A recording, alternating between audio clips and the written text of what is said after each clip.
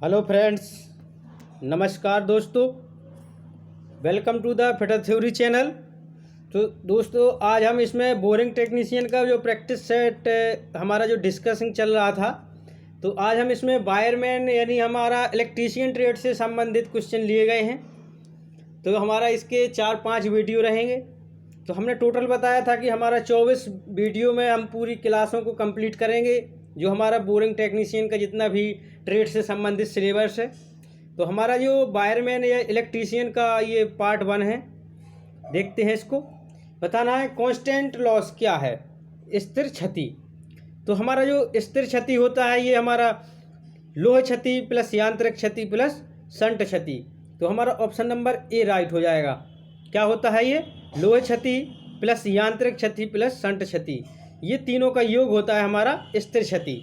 Next question है, बताना है कि यदि किसी डीसी मोटर स्टार्ट होने के बाद रुक जाता है तो क्या संभावित कारण हो सकता है। हमारा जो अगर कोई डीसी मोटर है वो स्टार्ट होने के बाद तुरंत रुक जाता है तो इसका कारण क्या हो सकता है। तो हमारा इसका कारण हो सकता है कि लोड अधिक है, या स्टार्टर के प्रतिरोध में शॉर्ट सर्किट है, या फ्यूज का मान सही नहीं है। तो हमारा ऑप्शन नंबर डी राइट होगा। जो हमारा दिया गया है कि उपर्युक्त तीनों में से कोई एक सही है। वैसे तो तीनों सही है लेकिन कोई एक सही होना चाहिए।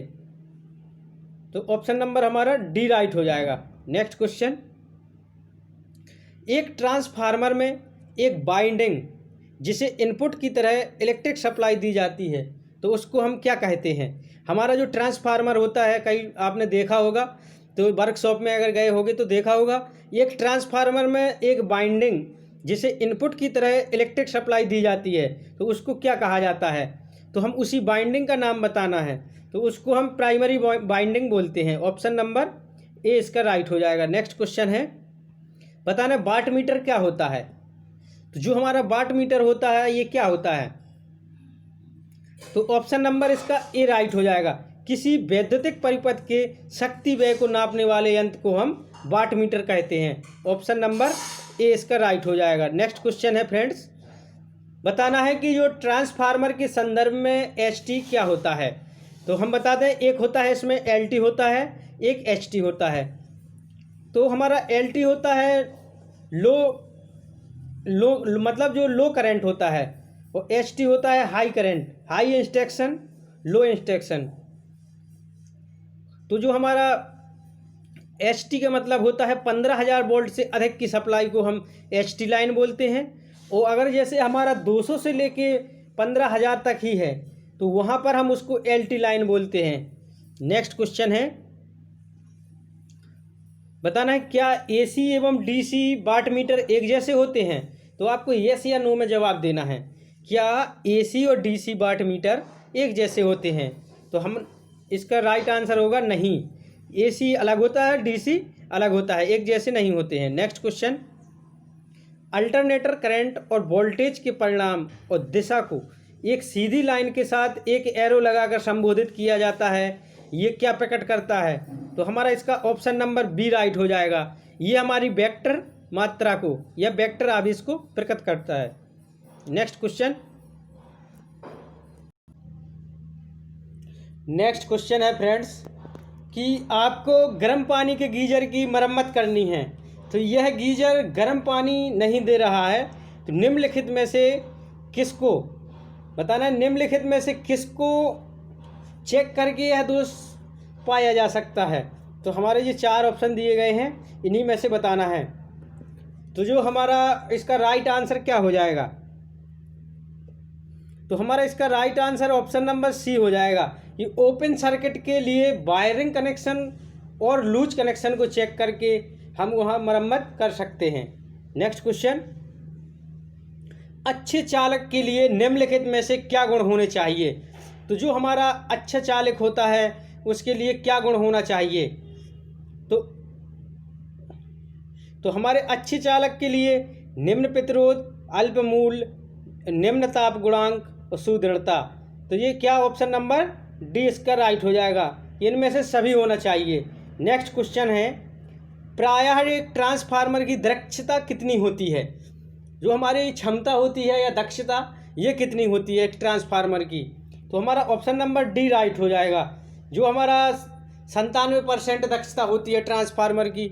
नेक्स्ट क्वेश्चन है फ्रेंड्स, बताना है कि जो बैटन पर क्लिपों का प्रयोग करते हुए स्विच बोर्ड के लिए आपको केबलों को लगाना है, तो हॉरिजेंटल रन के लिए आपको कितनी क्लिपों की आवश्यकता होगी। तो जो हमारा हॉरिजेंटल रन होता है फ्रेंड्स, उसके लिए 37 क्लिपों की आवश्यकता होगी। ऑप्शन नंबर सी राइट हो जाएगा। एक अल्टरनेटर के प्राइम मूवर की स्पीड को समायोजित करना प्राथमिक आवश्यकता होती है। जो हमारा अल्टरनेटर होता है, इसके प्राइम मूवर की स्पीड को समायोजित करना प्राथमिक आवश्यकता होती है। तो इसके लिए निम्नलिखित में से कौन सा कारण होता है। तो हमारा 12 नंबर क्वेश्चन का ऑप्शन ए राइट हो जाएगा। क्या होता है, वहाँ पर हम स्थिर फ्रिक्वेंसी प्राप्त करते हैं। नेक्स्ट क्वेश्चन, सीआरटी स्क्रीन की कोटिंग करने के लिए निम्नलिखित में से किसका प्रयोग किया जाता है। जो हमारा सीआरटी कोटिंग करते हैं तो वहाँ पर हम जो हमारा फास्फर होता है इसका यूज करते हैं। ऑप्शन नंबर बी हमारा राइट हो जाएगा, फास्फर का यूज किया जाता है। नेक्स्ट क्वेश्चन, और एससीआर सर्किटों में रिएक्टेंस ट्रिगरिंग जो विधियों का प्रयोग किया जाता है, तो निम्न में से कौन सा कंडक्शन एंगल हो सकता है। तो कौन सा हो सकता है, तो हमारा 180 डिग्री वाला। ऑप्शन नंबर ए इसका राइट हो जाएगा। नेक्स्ट क्वेश्चन, बता रहा ऊर्जा का परिवर्तन जो कि थर्मल पावर स्टेशन में होता है वह निम्नलिखित में से किससे होता है। जो हमारा ऊर्जा का परिवर्तन होता है जो थर्मल पावर स्टेशन में, तो वह निम्नलिखित में से किसके लिए होता है। तो हमारा इसका ऑप्शन नंबर ए राइट हो जाएगा। किसके लिए होता है, वो ताप ऊर्जा से इलेक्ट्रिक ऊर्जा के लिए होता है। ऑप्शन नंबर ए राइट हो जाएगा। हो सकता है कि ये क्वेश्चन आपको पहली बार में थोड़ा समझ में ना आ रहे हो, अगर वीडियो को जब दोबारा पढ़ोगे तो पूरा क्लियर समझ में आएगा। नेक्स्ट क्वेश्चन, बताना इंस्ट्रूमेंट में परमानेंट के लिए निम्नलिखित में से किस मटेरियल का प्रयोग किया जाता है।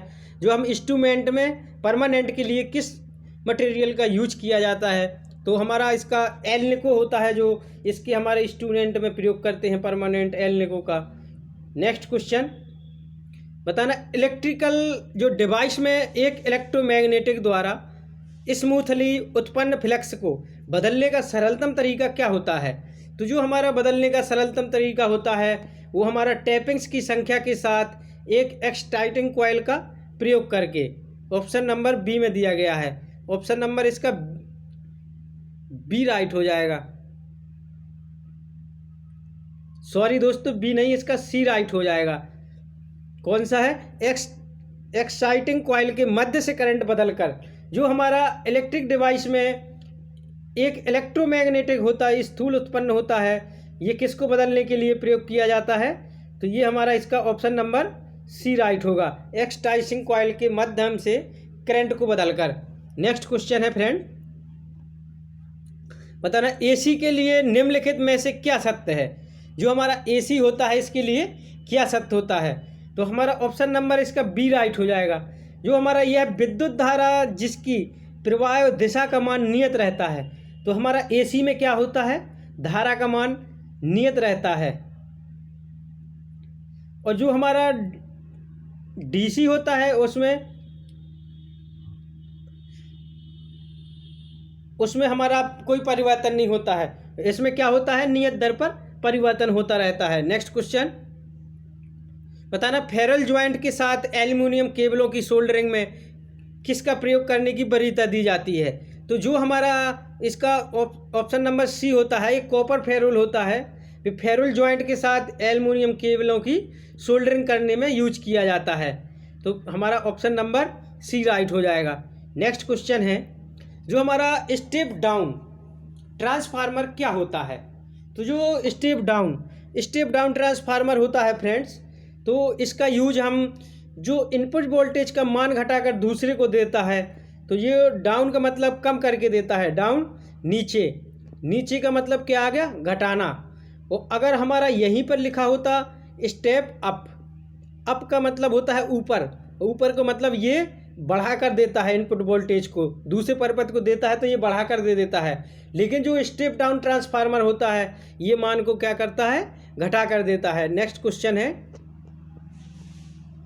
बताना ट्रांजिस्टर में कितने सिरे होते हैं। तो जो हमारा ट्रांजिस्टर होता है इसमें बताना कितने सिरे होते हैं। तो ट्रांजिस्टर में फ्रेंड्स 3 सिरे होते हैं। कौन से? 3 सिरे होते हैं। नेक्स्ट क्वेश्चन, एक हैवी गेज कंड्यूट पाइप को काटने के लिए निम्नलिखित में से कौन सा हेक्सा ब्लेड उपयुक्त पिच वाला प्रयुक्त होगा।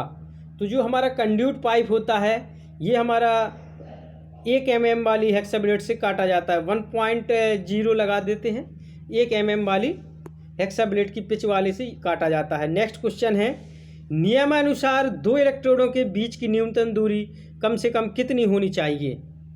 जो हमारे 2 इलेक्ट्रोड होते हैं इनके बीच की दूरी कम से कम कितनी होनी चाहिए। तो ये हमारी होनी चाहिए इलेक्ट्रोड की लंबाई का 2 गुना। ऑप्शन नंबर बी राइट हो जाएगा। कौन सा? Option number B. Next question, जो हमारा स्थितिज ऊर्जा का समीकरण क्या होता है। तो ये mgh होता है। क्या होता है स्थितिज ऊर्जा का समीकरण?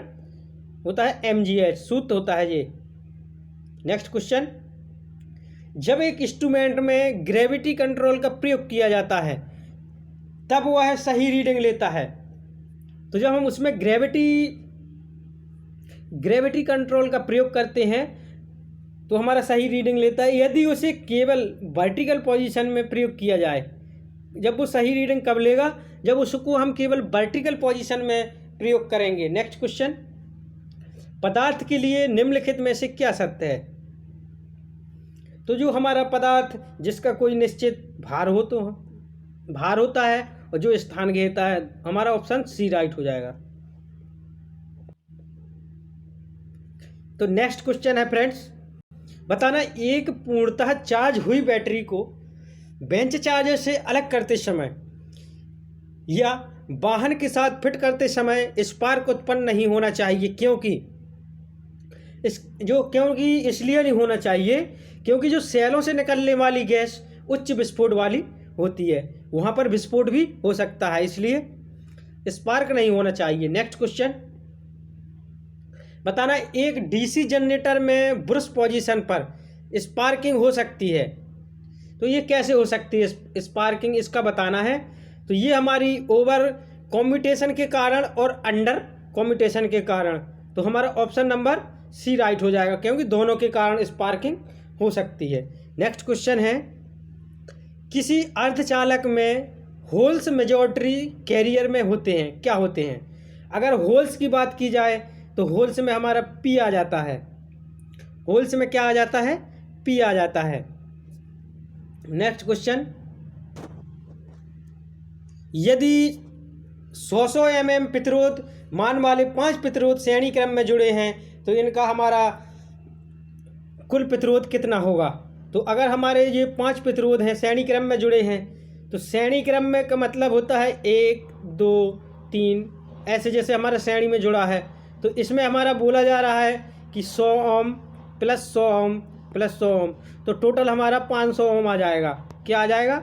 अगर यही चीज़ हमारा जो समांतर में जुड़ा होता तो 1/100 प्लस 1/100 इस तरह से हम एलसीएम लेके निकाल लेते हैं। तो इसका हमारा ऑप्शन नंबर बी राइट हो जाएगा। नेक्स्ट क्वेश्चन, एनालॉग यंत्र होता है, जो एनालॉग इंस्ट्रूमेंट क्या होता है। तो जो हमारा एनालॉग इंस्ट्रूमेंट होता है फ्रेंड्स, ये हमारा क्या करता है कि राशि के मान को संकेत के रूप में दर्शाता है। ऑप्शन नंबर ए इसका राइट हो जाएगा। नेक्स्ट क्वेश्चन है, बताना है कि एक डिस्चार्ज बैटरी का विद्युत वाहक बल कितना वोल्ट होता है। तो जो हमारा डिस्चार्ज होती है बैटरी उसका विद्युत वाहक बल फ्रेंड्स कितना होता है। तो ये हमारा 2 वोल्ट होता है। ऑप्शन नंबर ए इसका राइट हो जाएगा, 2 वोल्ट। नेक्स्ट क्वेश्चन, स्ट्रे क्षति क्या होती है। तो जो हमारी स्ट्रे क्षति होती है फ्रेंड्स, हम ये बता दें कि जो हमारी लोह क्षति प्लस यांत्रिक क्षति का योग होती है, क्या होती है? लोह क्षति प्लस यांत्रिक क्षति का योग होती है स्ट्रे क्षति। नेक्स्ट क्वेश्चन, अर्थ में नमक, कोयला और जल क्यों डाला जाता है। तो जो हमारा अर्थिंग वायर बनाया जाता है जो अर्थिंग के लिए, तो उसमें हम नमक, कोयला और जल क्यों डाला जाता है। वो इसलिए डाला जाता है क्योंकि वहाँ की आसपास की भूमि को नम रखने के लिए। ऑप्शन नंबर हमारा डी बिल्कुल राइट हो जाएगा। नेक्स्ट क्वेश्चन, बताना एक पूर्णतः चार्ज किए हुए लेड एसिड सेल का नॉमिनल वोल्टेज कितना होता है। तो ये हमारा अगर नॉमिनल वोल्टेज पूछा जाए तो हमारा 2.2 वोल्ट होता है। ऑप्शन नंबर सी इसका राइट हो जाएगा। नेक्स्ट क्वेश्चन है फ्रेंड्स, निम्नलिखित में से किस कंडक्टर का प्रयोग हीटिंग एलिमेंट में किया जाता है। तो हमारा कंडक्टर बताना है। हीटिंग एलिमेंट में हम टंगस्टन का यूज करते हैं, नाइक्रोम का यूज करते हैं। ऑप्शन नंबर डी हमारा राइट हो जाएगा। नेक्स्ट क्वेश्चन है, एक मीट्रिक अश्व शक्ति का मान कितना होता है। अगर हमारा मीट्रिक अश्व शक्ति पूछा जाए तो हमारा कितना होता है, ये हमारा होता है 735.5 वाट। और अगर हमारा एक अश्व शक्ति बराबर पूछा जाए तो वो हमारा 746 वाट होता है। ये मीट्रिक में थोड़ा कम हो जाता है। नेक्स्ट क्वेश्चन बताना है कि जो हमारा 1400 mm स्वीप के छत के पंखे के लिए निम्नलिखित में से मोटर की रोटिंग कौन सी होती है। तो जो हमारा रोटिंग बताना है तो ये हमारा ऑप्शन नंबर सी राइट हो जाएगा। तो 250 से 500 वाट हमारा जो छत का पंखा होता है ये 1400 mm जो रोटेट करता है प्रति मिनट, इतने चक्कर लगाता है। नेक्स्ट क्वेश्चन, एक एम्पलीफायर की तुलना में एक ट्रांसफार्मर नहीं कर सकता है। तो ये क्या नहीं कर सकता। एक हमारा एम्पलीफायर होता है, ये हमारा आउटपुट को नहीं बढ़ा सकता है। जो एम्पलीफायर होता है ये हमारा एम्पलीफायर की तुलना में ट्रांसफार्मर क्या नहीं कर सकता है, तो आउटपुट को नहीं बढ़ा सकता ट्रांसफार्मर, एम्पलीफायर बढ़ा सकता है। नेक्स्ट क्वेश्चन, एक मीट्रिक आउटसाइड माइक्रोमीटर के थिम्बल का आधा चक्कर स्पेंडल को निम्नलिखित में से किसके बराबर लॉन्जिट्यूडिनल मूवमेंट देता है। एक हमारा लॉन्जिट्यूडिनल होता है, तो जो हमारा मूवमेंट देता है ये किसके बराबर होता है, तो हमारा ये 0.025 mm के बराबर होता है। तो ऑप्शन नंबर हमारा बी राइट हो जाएगा। नेक्स्ट क्वेश्चन है, बताना है कि अर्थिंग लीड क्या होता है। तो जो अर्थिंग लीड बताना है ये क्या होती है, तो ये हमारा इसका ऑप्शन नंबर ए ही सही हो जाएगा। जिस तार द्वारा मशीन को अर्थ किया जाता है उसको हम अर्थिंग लीड कहते हैं। नेक्स्ट क्वेश्चन है, बताना है जो फील्ड कॉइलों को निम्नलिखित में से किसका प्रयोग करके लपेटा जाता है। तो जो हमारी फील्ड वायरिंग होती है या फील्ड कॉइल होती है तो इसको हम एक एनामाइल्ड कॉपर वायर होता है इसका प्रयोग करके उसको लपेटा जाता है। नेक्स्ट क्वेश्चन है, ऑप्शन नंबर इसका डी राइट हो जाएगा। नेक्स्ट क्वेश्चन है, ये हमारे वीडियो का लास्ट क्वेश्चन है। बताना है कि निम्नलिखित में से कौन सा कथन सही नहीं है। तो चारों ऑप्शन में से आपको इसमें से सोच के बताना है। आपको इसमें टाइम दिया जा रहा है 30 सेकंड का। इसको बताना है कि राइट आंसर क्या हो जाएगा। तो हमारा इसका right answer option number A right हो जाएगा। तो जो हमारा डीसी जनरेटर को रोकने के लिए फोल्ड पील को खोलना उत्तम विधि है, ये हमारा सही नहीं है, उसको खोला नहीं जाता है। तो हमारे 43 क्वेश्चन हमने इस वीडियो में कवर किए हैं। तो हमारे वायरमैन और जो हमारा इसी को इलेक्ट्रीशियन होती है जो हमारी ट्रेड वायरमैन के अंतर्गत ही आती है, तो इसी से हमारे ये क्वेश्चन लिए गए हैं। तो दोस्तों ज़्यादा से ज़्यादा चैनल से जुड़ जाइए, चैनल को सब्सक्राइब करें, वीडियो को लाइक कर दें। Thanks for watching. नमस्कार।